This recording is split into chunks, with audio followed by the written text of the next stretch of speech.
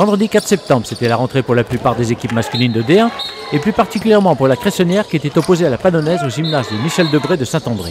Un match de reprise, sans éclat, à l'occasion duquel les champions en titre ont assuré et dominé leurs adversaires d'une courte victoire 29-26. Le temps de retrouver tout le monde après les Jeux des îles, certains joueurs disponibles, pas disponibles, le travail et la famille. Je crois qu'on a, je sais pas, une semaine d'entraînement collectif ensemble, mais ça se voit sur le terrain. Il y a un bon état d'esprit à l'entraînement, il y a un bon état d'esprit en dehors de l'entraînement, ça va revenir.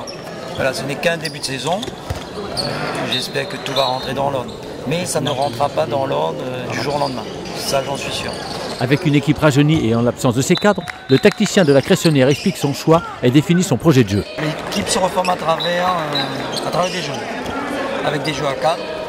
Maintenant, à nous d'être précis dans le projet de jeu qu'on veut continuer déjà et de pouvoir l'adapter à certaines qualités de nos jeunes.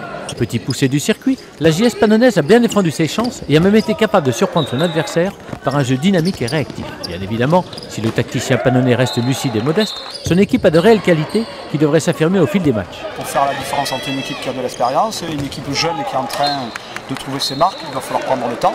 C'était un match où vous n'avez pas de pression et ils pouvaient un peu se libérer. Maintenant, c'est pas forcément facile de rentrer dans le grand bain dès la première journée. La Cressonnière est une équipe qui gère bien son jeu, qui impose un rythme qui est plutôt tranquille. Et je pense que si à un moment donné on veut les mettre en difficulté, surtout par rapport à leur défense 0-6, il faut quand même les faire courir sur le terrain. Voilà, c'était l'option qui a été prise, parce qu'après il y avait quand même un autre personnage à gagner, c'est quand même leur gardien qui est quand même très performant. Oui, mais enfin cette stratégie elle a payé parce que vous avez mis quand même pas mal de points sur les comptes. Oui, tout à fait. Maintenant, il faut tenir le rythme jusqu'à la fin du match.